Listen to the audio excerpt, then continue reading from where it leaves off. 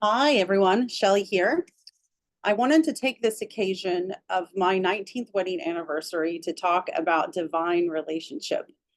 My husband and I have been together for 22 years and married for 19 of those. And I have learned so very much about having divine relationship. And I really want to share some of that with you today. I also want to do a portion of this about manifesting a romantic partnership. I am really aware of how difficult the dating scene is these days. And honestly, it doesn't matter your age. I have friends and clients who are like my age and older, some that are younger, and it's just difficult across the board. So, I want to just speak that first that I think we're at a very particular time in our evolution. I'm specifically speaking to, kind of the culture that I know in the Western world. It seems that there are, the shifting of gender roles, and I don't really want to get lost in that, but there's a lot that goes into it. Also, we live in a society that is absolutely overrun by narcissism, which means you're either dealing with narcissists, have dealt with narcissists, or you're afraid you might deal with narcissists. And it makes us all kind of odd in how that we relate to people that we don't know and how we're able to trust. And then, of course, there's the social media and the dating apps. It's almost like I feel sometimes we've lost the ability to know to how to really connect and have a very intimate partnership. And it also makes me wonder if we ever really did know how. I think back onto, back in the day when, relationships were really very much about economics and social structure, not so much about love and companionship. So, in that way, I think we're getting set up very well to have a higher level of relationship with each other instead of, economic arrangements or societal arrangements or, women back in the day had to rely upon men to, be able to survive. I think of that movie, or that book, Pride and Prejudice, how that structure was. But now there is an opportunity for us to have true spiritual partnerships, partnerships based in mutual mutuality, mutual responsibility, mutual understanding, and an unconditional love. And I think that's why we're struggling is to learn how to get there because most of us we haven't done that before. We certainly most of us didn't have parents who were necessarily doing that. So how do we do that? I feel really blessed in my life to have had some amazing teachers that have helped my husband and I along the way learn how to have a very high level spiritual companionship relationship. We are really good friends. Um, we also have a romantic side to our relationship. We are partners in every sense of the world, in the world of the word. And I just want to say that that has been developed over time. Neither of us came into the relationship with a lot of skills. Like this is something that we've learned to be together. And there are definitely elements within our relationship that lend itself in terms of how we both are individually and our desire, our inner desire to have this level of relationship. So if this at all is interesting to you, if you feel in your heart like you've been looking for a soul companion, a spiritual companion, yeah, stick around. I'm going to do two parts. The first part is manifesting. How do we even draw these people in? I cannot tell you the amount of, and I'm sure if you're interested in bringing in a partner and you don't have one right now, you could feel this. What's the word I'm looking for? Just so much. It's not bitterness. It is just like a hopelessness I hear in a lot of my single friends that just feels impossible. And I will say that I did some channeling the other day on this topic, and it came through like, yeah, it's like that right now, but it's not going to be like that forever. So don't get discouraged. Continue to prepare. And I want to also remind everyone if you're in my vibe of spirituality, then reincarnation is a real experience. You're developing relationships for lifetimes. Okay. Like my husband and I have this really high level relationship. I don't think it's our first go around with each other. I think that's why, in some respects, it's been extremely easy. I think we started developing this relationship lifetimes ago. So it's okay if you feel like you're starting from zero, but giving up, if you have that desire for that kind of companionship, really is that's a tough option. I wouldn't recommend that as an option. I always think of my grandmother who was a painter, and she died, I think she was 96. And just weeks before she passed, she was still taking lessons, not just painting, but working with a teacher. Now, I don't know if she believed in reincarnation, but I do know upon her passing, I inherited a Kuan Yin statue from her. So I'm thinking there might have been more to my grandmother than I actually may have realized. But, you know, 96, still learning. So I just am cheerleading you guys a little bit not to give up. Divine companionship in this world, whether it be romantic or friendship, both ideally is just one of the greatest gifts. So let's dive in. What I'm going to do is I'm going to go over how to draw in a person. And then the second part, I'm going to go over tools once you got the person, or even if you have a person right now that you guys want to, or you don't always have to have your partner on board to take it to the next level. If you go to the next level in your engagement with your partner, they will be forced to shift in some way, because a relationship is a dance. You change your steps, they'll change theirs. So what I'm going to do is I'm going to go over manifesting. If you're not interested in that, if you've already got your person, I'll put the time that in the recording where I'm going to skip over into doing tools, and you can just go to that part. So let's talk about manifesting. So I'm going to tell you a little story about a man named Jed. I'm going to tell you a little story about a very heartbreaking broken girl named Shelly, and how I jokingly tell my husband that I, created him into my life, and how that went down. So it was the year of 2002, and I had a really, really terrible heartbreak the year before. I had been doing manifesting work. Let's just do a baseline of manifesting work. Manifesting work is, the basis of it is having a longing, setting an intention, doing prayer work around that, and then taking steps to make that happen, right? So it's like these steps of like the longing in your heart, bringing in the divine, and then doing material action steps. That's very simplistic manifestation. And I attracted in the man of my dreams, which, within 6 months had turned into the man of my nightmares. And I ended up very brokenhearted and alone, with my tail between my legs. And I spent the next year very sad. I was really, really heartbroken, and just spent a lot of time alone. That I went through a little bit of a dark period. I didn't know, very dramatic. I didn't know if I would ever love again. Like, I really had that feeling that was just it for me. I was 28 years old, I think, as it was pretty young age to feel that cynical or whatever. So, but slowly over that year, and I really took my time, which is one of the part of manifesting a partner. Some of y'all don't take enough time between partners to do the healing. You got to do the healing. So I did that. I had a spiritual teacher at the time. I read my books. I really dove into, like, why did it go this way? Why did I attract? Now, I didn't spend a lot of time thinking about like what he did wrong. I spent a lot of time thinking about, why did I attract this into my life, this event, this heartbreak? And I did a lot of inner work. I spent a lot of time by myself. I was very sad. I let myself grieve it. And then, about 9 months into my grieving process, I started feeling like I was coming back alive again. And I found this book at a thrift store, and I can't remember the title. It was something very cheesy, like how to, attract your true love or something like that. And it was this very high level workbook. Uh, I didn't realize how high level at the time that it was, but it was a workbook about manifesting your partner into your life. And it asked really important questions about my history, about what my parents had taught me about relationship, about what I feel like was not right, and what I feel like could be healthy. It asked me what I need to do different to have that kind of relationship. A lot of us can think about the kind of relationship we want to have, but if it's like, can you really see yourself? Are you really ready for that relationship? Are you healed enough? Are you mature enough? I'll tell you, the spiritually bound relationship, spiritually grounded relationships take a lot of maturity.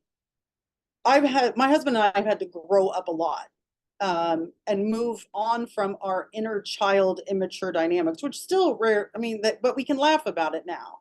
I get all like, you're not loving me the way I want, and he can get all like aloof and scatterbrained. And we each have our own way where the inner child kind of creeps up on us, but we've learned over the years to recognize it. So we've had to grow up a lot.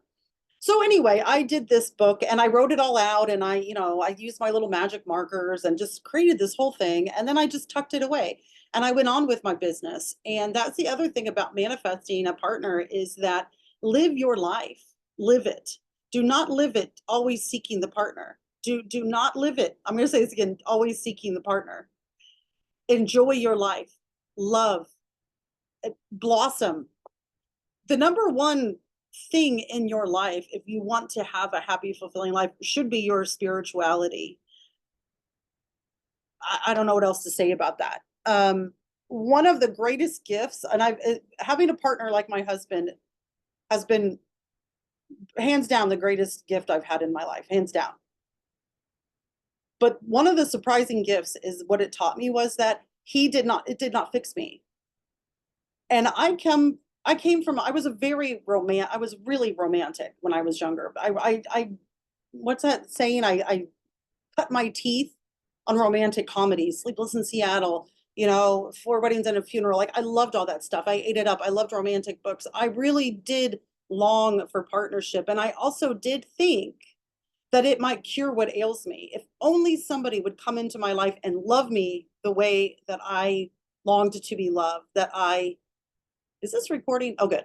Sorry, I just tripped out. I'm like, this stuff is good. It is recording. I thought that it would happen. And lo and behold, after, a series of misfortunes and one terrible heartbreak, I did find that man. And you know what? It's been freaking awesome, but it did not cure me. It did not heal me. Now, in some ways, it very much did because of the quality of which my husband has loved me, has given me a space to heal. But all of that stuff, like, it still has to come from me. So just know that when you're manifesting, do your workbook, put in your thing, and then go about the business of living your life. The night that I met my husband, I was hanging out with some friends, having the time of my life. I was not seeking a man. I was having fun with my friends. And he arrived on the scene because I had already, I manifested him, and then I just let it aside, and I wasn't really focused on that, but I was open to it. It wasn't like, I was open to it. So when I found myself across from him at the party, I was like, he's interesting. So here's the other thing. So I did that book. I think I ended it in March, and I met my husband just a couple months later. The other very interesting thing, and this is just a side note that I want to share because it was such a fascinating experience for me. At the time that I was, healing my broken heart, and I did this workbook, was single. I was living in Colorado, and I just had this little basement apartment. And I lived alone. I loved this place. And that's the other thing. Let me say this real fast. I'm going to interject my own story. You gotta love to be alone. You got to love your own company. Super, super important. I'm just going to end that there, but that's important. I'm going to drop that there for all of y'all who are codependent. If you're codependent, you got to know you are going to continue to get into really messy, weird relationships until you make a commitment to heal your codependency. And if your main force is that you don't want to be alone, that is exactly where you need to go, is to be alone and love yourself. Love, the spirit within you, because you will find yourself time and time again in relationships just longing for that person to fill in a hole, and those are really messy relationships. Okay, side note. Okay, so anyway, I lived in this apartment, and I had, it was just this little underground. I called it a little hobbit hole, and here's my bed, and then my door was just like across the room from me, and over here was the doorway that led to the washer and dryer that I shared with the people who lived upstairs. So one night, and this was about a week before I met my husband, who, at the time was a stranger, I woke up and it was about 6 a.m. and I did one of those things where I kind of half woke up and I opened my eyes, but I was almost still in a dream state. And in my doorway of my bedroom, I saw a man standing there. And I wasn't afraid at all. And the thing that I really noted was like his posture and kind of the way he held his head, and he had brown hair. And I just stared at him and I said, "Who are you?" And I was thinking in my head it was my landlord, because my landlord had dark hair and similar height. But I spoke, "Who are you?" And then it was like he just evaporated and I came fully awake. And I was like, "Oh my gosh, I really felt like there was someone here." And I was also fascinated by the fact that it didn't frighten me that this man was standing in my doorway at 6 in the morning.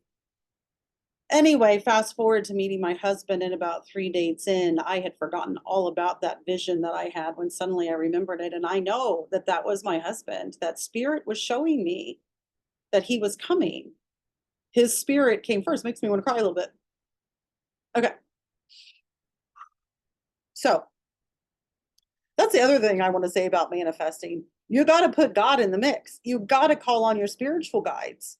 Because listen, we could have all kinds of relationships.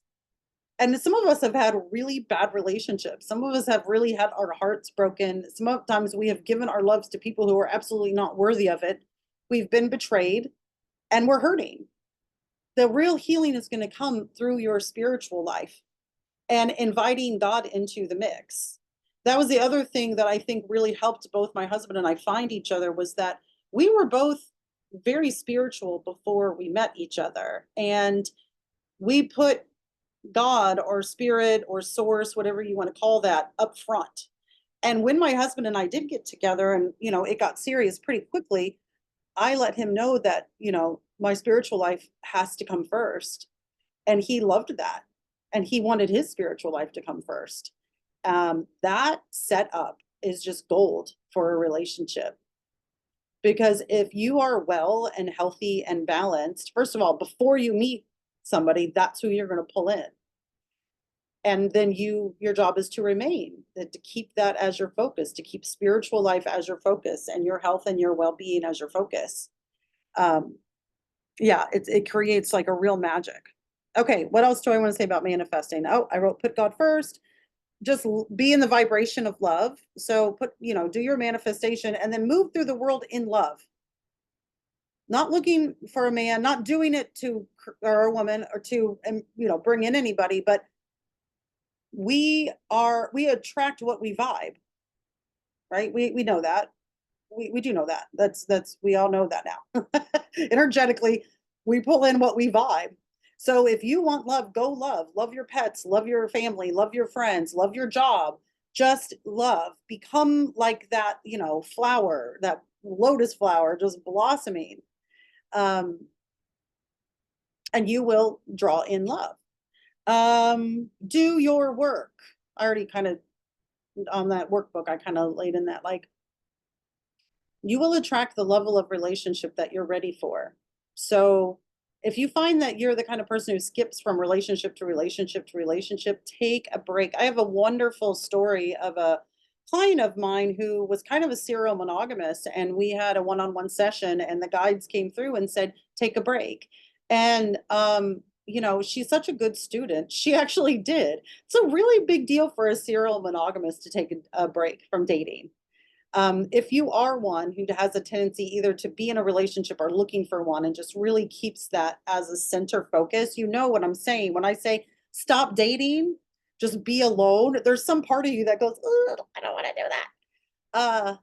But it's big. So she did that 6 months, and she even had somebody a couple months in. He was really, really interested in her, and she held her boundaries. She said, I'm working on myself right now. I'm not dating right now. And at the end of the 6 months, lo and behold, same guy, still waiting. Now they're married. And I should say, she's still a client of mine, and they have a family. And she followed the guidance, and that's why we got to have spirit in our lives, because each of us have our own path, the thing that we have to do to get ready to have divine partnership. For some of us, it's take a break. For some of us, it's lean in and just get yourself out there. Don't stay at home. You're not going to meet a partner at home. For some of us, like for me, I had to grieve. I had to do a lot of inner work. I had to understand why I had pulled in such a heartbreaking experience. and heal some of the things from my past that were creating this dynamic where I was just attracted to people who couldn't really love me. I had to heal part of that in order to actually be ready for somebody who actually did love me. And even when he did show up unconditionally loving me, it was a huge trigger. That's a whole other podcast or whatever. So what else? Evolve. That's what this is all about. Also, it's kind of like be careful what stories you're telling yourself. It's real. The words we speak, the beliefs that we have inside our head, it is helping to manifest our reality. So if you, I hear all the time people longing for love who say there's no one out there. Well, not with that attitude. My husband years and years ago met this man he was working at a gas station. I think he told Chris he was Native American, and he said that one of the greatest teachings he ever learned was that after everything you say, you can think in your mind, wish granted, because that is how the energy of our situation and the universe works. We are magnets. So there's no great partners out there. There's no great people out there. Wish granted. I can't find anyone. Wish granted.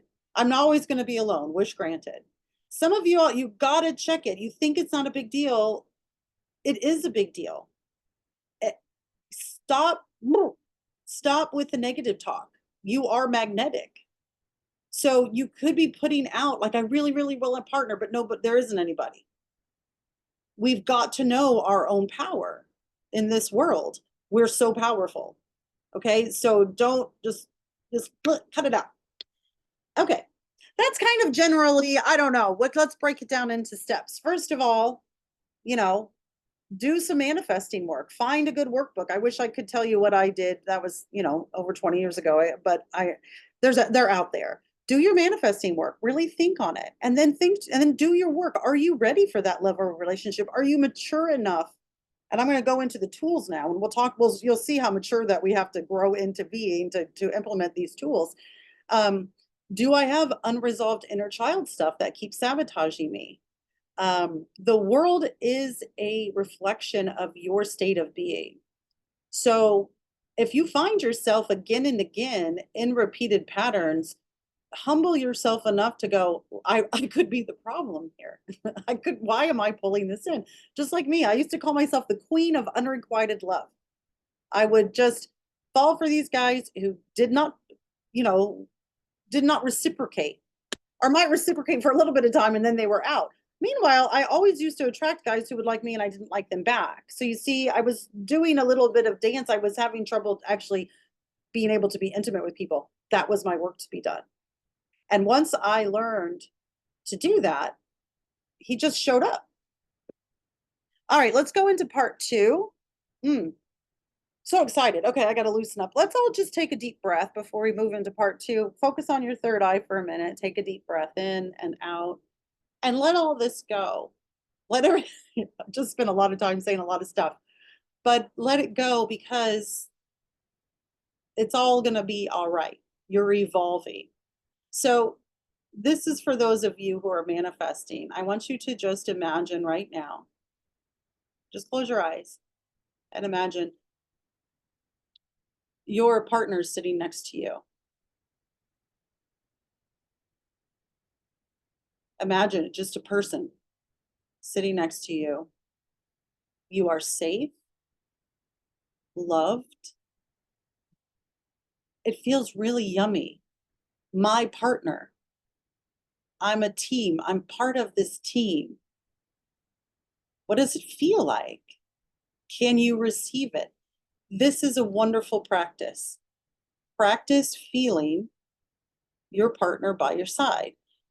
And don't let it get all marred by like, I'm so sad that it's not real. Make it real. One of the last things I'll say about manifesting before I moved on to relationship tools that I used to do, and this was before I knew about manifesting. I think it must have been a past life practice somehow I knew to do, but I used to take walks a lot. This is when I lived in Colorado, and there was one particular place called Pine Ridge. I think they've renamed it, but anyway, I used to walk, and I would just walk and imagine this man by my side. And it was wonderful. And it didn't make me sad, like, oh, but I'm really just here alone. I made it so real that it felt really, really good. And it was quiet and it was peaceful and it was just companionable. I didn't have to be or do or act in any sort of way. It was just resonant. Um, and little did I know that I was pulling in a partner who felt that way. And that is the way I feel with my husband. It's resonant, it's peaceful, it's harmonious. Um, yeah. Okay. Let's move on to soul tools. I will make a note. So if you are skipping forward and you're in a relationship, and you want some practical tools for how to have a more healthy, spiritually balanced relationship. First of all, you're a team, you're a team, you're a team. There are too many relationships that I see in my day-to-day life that it doesn't feel like a team. There's either a competition, I do more, he does less, I do not, me versus him. It's gotta, this is number one, is that you guys are in this together. You're on this same side, right? Look, and if you go, well, that's high and dandy, but my partner doesn't seem to feel that way. One of the baselines of a healthy relationship is that you are 100% responsible for how you show up. Not showing up to your fullest because your partner is not showing up to their fullest is bullshit. Like, that's just an excuse. You might just be responsible for showing up to the highest of your ability. It might be higher than your partner's ability or desire at this time, but you can absolutely, through your energy, be able to pull them toward you. So you are 100% responsible for how you show up. I spent a lot of years wanting my partner who is not like romantic in the sense of like I would hear certain song lyrics and I would be like, I wish that my husband would send me those song lyrics. Even his thing. Like, first of all, my husband doesn't even hear lyrics. He's a music. He'll hear the music, not the lyrics. It's like that's my thing. So I started, and it took years of me having to grow up and not be such a baby about things. I send him the lyrics I wish that he would send to me. I send him, I am that person. You see what I'm saying? Like, I'm longing to receive it when actually what I have to do is give it. I give it to him, and he gives to me in a whole bunch of different lovely ways. So be a team. If your partner's not a team player, well, that's their gig, right? I mean, here's the other thing. I've got so much to say, you guys. Here's the other thing. If you have a habit of having one foot out the door, knock it off. If you're in it, you're in it. Stay in it until you're not in it, right? So apply these things until you're not in it anymore. Sometimes I see people not wanting to do the work because they're not sure if it's going to last. If I'm like, what? If you're in it, be in it. Give it your all. Life is your manifestation. Life is a reflection of you. So we have to not make excuses for not giving our best, right? So you're a team, be a team player. It is us. It is not me. It is us. We're in this together. And catch yourself. If you find yourself in spaces of like, he's not giving me what I want, da, da, da. Give to him what it is you want, and you will see things change. And give to yourself what you want. I keep saying him just because, that's how it goes. But, it can be her too. So give to yourself sometimes what it is that you want. Here's another little trick. So my whole thing, part of my pain was wanting attention. I didn't want to tell him I wanted attention. I just wanted him to give me attention. My husband is a recovering workaholic. If any of y'all have had a relationship with a workaholic, getting their attention is really hard. And even sometimes, a lot of times when they're in the room, their attention is not on you. Their mind is still at work. So I could do a whole other thing about like recovering workaholics, being a partner of a workaholic. Ooh. So anyway, I learned that I wanted attention. And instead of being mad and waiting around for my husband to give me attention, I started giving myself attention. And it was hard at first. There was a lot of grief in that. But then after the grief became the freedom. And then interestingly, and I said this at the beginning of the video, my husband started changing when I was not sitting at home with my arms crossed, waiting for him to fulfill me. Now I have to say, when I did that, when I started fulfilling myself, it could have gone that he didn't change a bit. And at some point, the relationship might have dissolved. It is a risk. That's why some people don't do it. I was taking a risk when I changed the way I dance, because what could have been revealed is that my husband was not able or willing to change.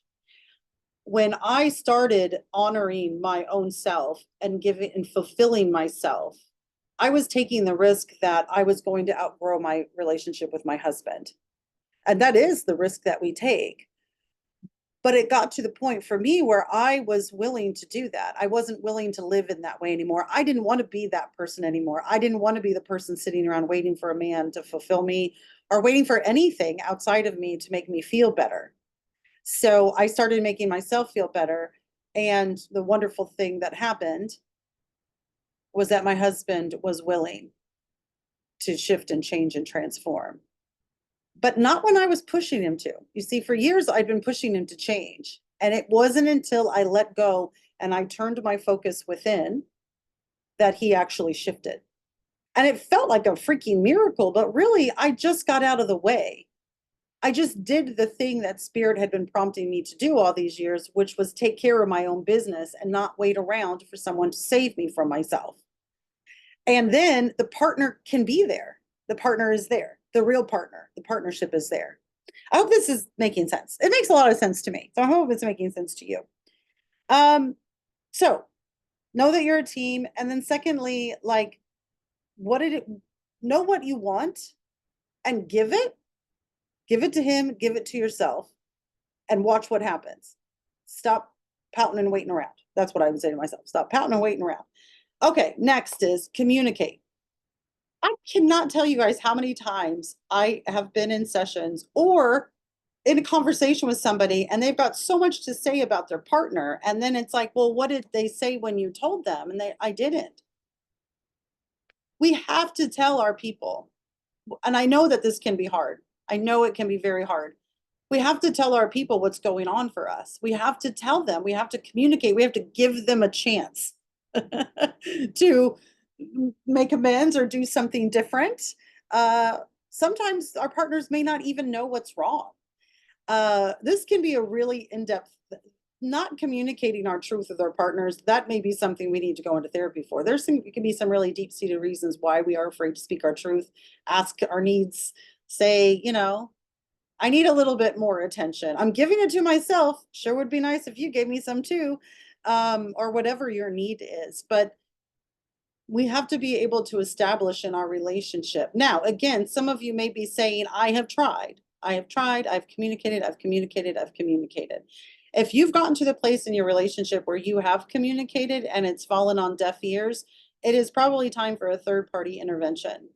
That's the other thing. And I understand, like, some of my energy here is like, I'm flabbergasted at you people, but truly, I think sometimes I'm flabbergasted at all of us, at humanity, and our inability to know how to have harmonious relationships with each other. It's like, I don't know. Sometimes I'm just like, why is it so hard? Anyway, so I'm not trying to be, little Miss Bossy Pants. I hold myself fully responsible for my ineptitudes also. Okay, so therapy, get it, do it early, do it soon. The other thing I used with my client as an example who took the 6-month hiatus. She's such a great student of Spirit because she actually does what's recommended, which is fantastic. The other thing that was recommended is like a premarital counseling session. I do understand there's some really old held ideas back in the past about therapy and premarital. There are just some things that you should really work out before you guys get married and walk down the aisle. It's so important. So, or whatever, you've been married 20 years, you've been dating for 8. If you can't work it out, have a third party involved. So many relationships dissolve simply because people don't have the tools. Go get the tools. Be willing to use the tools. And work on your relationship. And I think that there are so many relationships that can be salvaged. It is a big red flag if you are with somebody who will not get help. It's, and I don't mean a red flag, like to be bad, hard on that person, but just like, how can you grow and change if you're not willing to get help? Like, if somebody's like, I'm not going to get help, then you can know that where they're at is where they will stay. I have been a spiritual guide for 18, almost 18 years. And then before that, a massage therapist. I can tell you, people do not change by chance. And sometimes they don't even change when they try. Change comes from effort, consistency, and hard work. It does not come on a whim. And it does not come from us nagging and pushing them. Like I said, my partner, who's willing and able, great guy, he would not change for me. He did not change. It wasn't until I changed that he changed. So therapy is having a third party. Oh my gosh, it's such a big deal. It's such a big deal. It can be a real game changer. And I also want to say you got to have the right therapist, okay? Because sometimes people go to therapy and I don't go to, but you know, sometimes it's not a match. If it's not a match, keep looking. But therapy works. It works. It does work. Let me say it again. Okay. Communicate, communicate, communicate. I almost said community. Okay. Next, having, you know, your relationship be evenly yoked helps. If you are both spiritual people, share your spirituality together.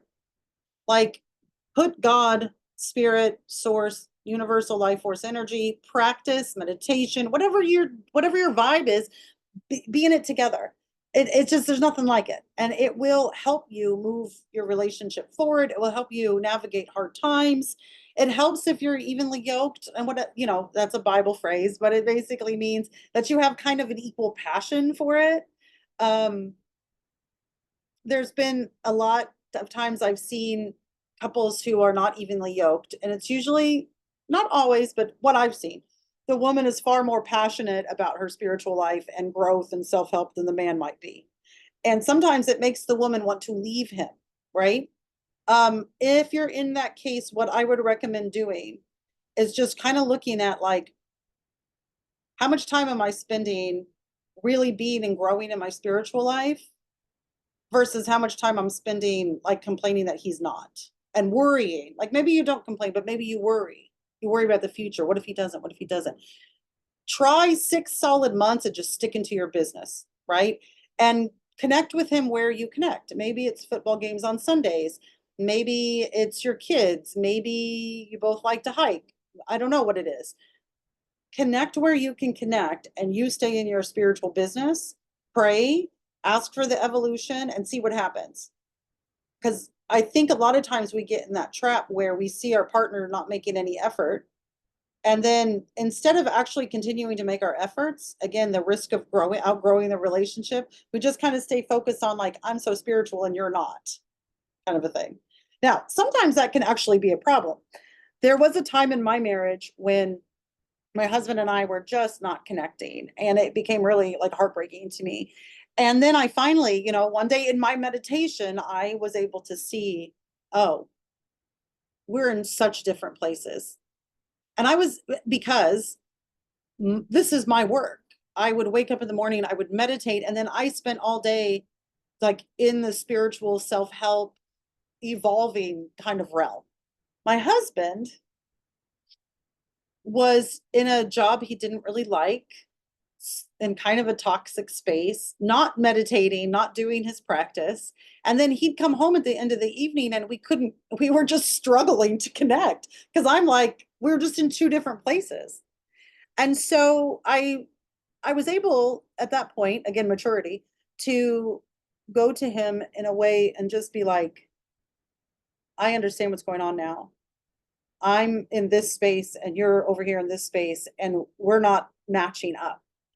And I think we have to find, like, where are we going to match? Now, it just so happens that my husband is a longtime meditative practitioner.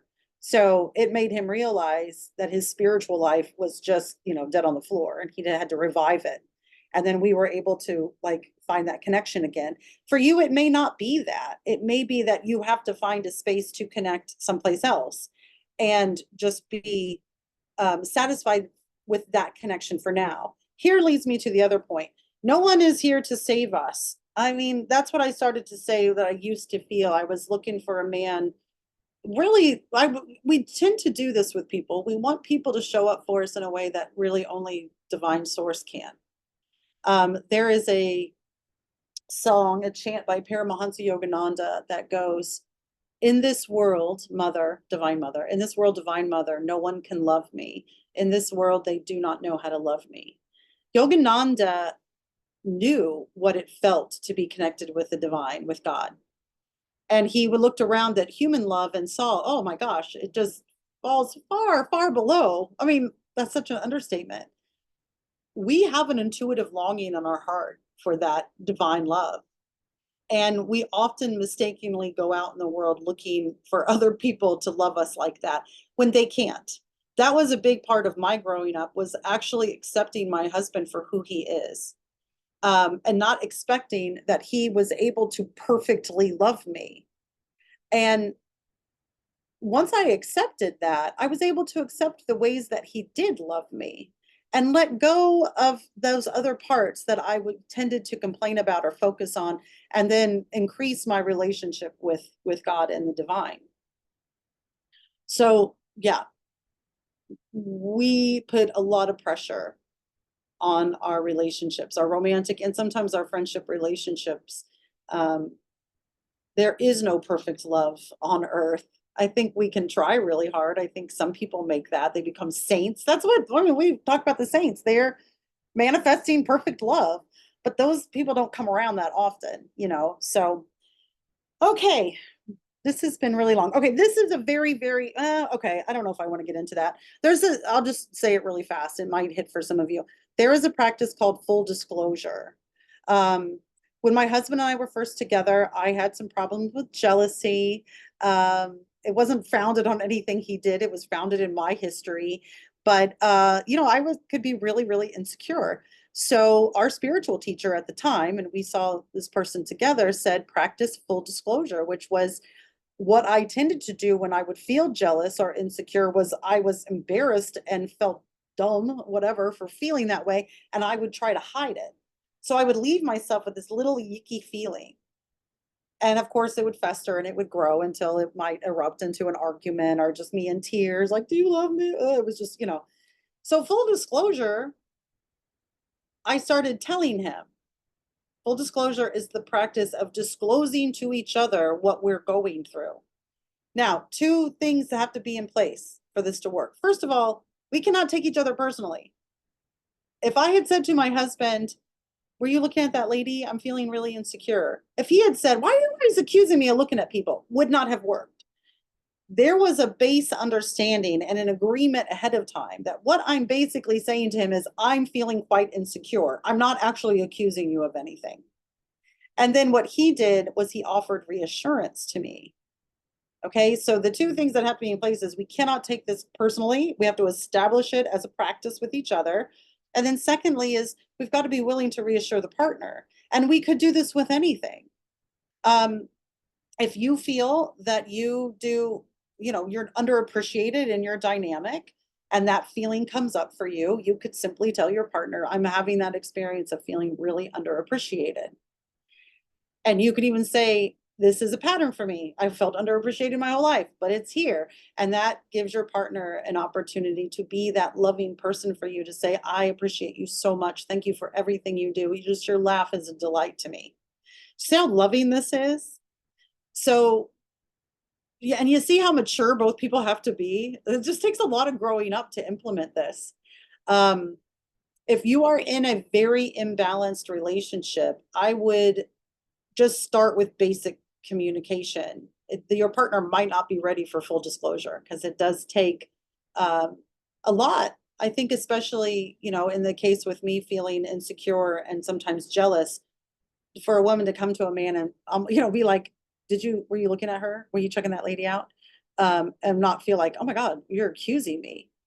So we have to establish this very open communication. I'm not accusing you. I'm just like frightened, scared, and jealous, and I've got some healing work to do. And that hug that they can give you can be very healing. And then it can give you a groundwork to do the work of sorting through why you feel that way.